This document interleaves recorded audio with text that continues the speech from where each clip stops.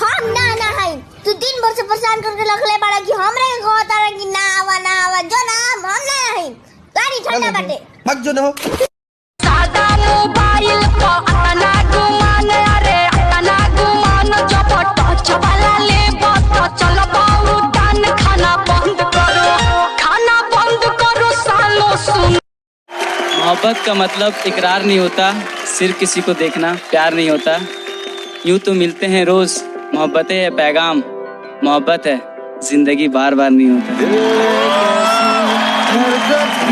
कि note bolt चक्का का भी नाम लेते हैं तो इंसान फॉर्चूनर का नाम ले लिया, उसी में इतनी बड़ी कंट्रोवर्सी हो गई। प्लीज मैं ऐसा किसी को तकलीफ देने के लिए और सो सॉरी, अगर मेरे वजह से किसी को तकलीफ पहुंचा हो तो उसके लिए मैं सॉरी बोलता हूं, लेकिन मेरा ये कहीं से किसी का दिल दुखाने का तरीका नहीं था। किसी स्टार को बेइज्जत किया गया था, वो आदमी डिस्ट्रीब्यूशन खोला था, और अब कोई आदमी धूप में जलता है, पैसे लगाता है, काम करता है, दिनों रात अपने फैमिली से दूर रहता है, ना उसको सोने का चैन है और ना ही खाने का ठिकाना है, और वो काम करता है और 1 मिनट में दुनिया उस सिनेमा को फ्लॉप कर देती है, रिलीज होने से पहले फ्लॉप हो जाती है, तो वो कहीं तकलीफ होती है। इसकी वजह से मैंने अपनी दर्द को बयां की और उस दर्द में सब मजा ले रहे हैं, तो प्लीज सो सॉरी। और आप पूरी वीडियो देखिए, फिर आप कमेंट करिए। अगर आपका भाई गलत होगा तो मैं जो आप बोलेंगे उसके लिए भुगतने के लिए तैयार हूं मैं, लेकिन प्लीज पूरा वीडियो देखिए कि मैंने आगे पीछे बोला क्या है।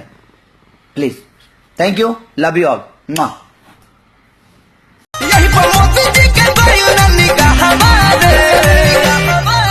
लॉकडाउन से रुकल बिया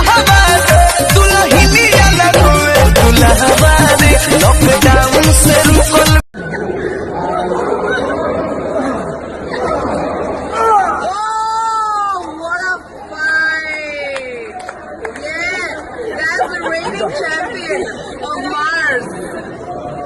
कितने सारे लोग मेरे गलत आईडी बनाकर इजी करा रहे हैं, रिचार्ज करा रहे हैं, गलत लड़कियों से बात कर रहे हैं, मेरे बहनों से, जो उस बच्चियों से। प्लीज़ मैं रिक्वेस्ट कर रहा हूं कि किसी को किसी भी आईडी पे आप प्लीज़ कोई रिप्लाई मत दीजिए।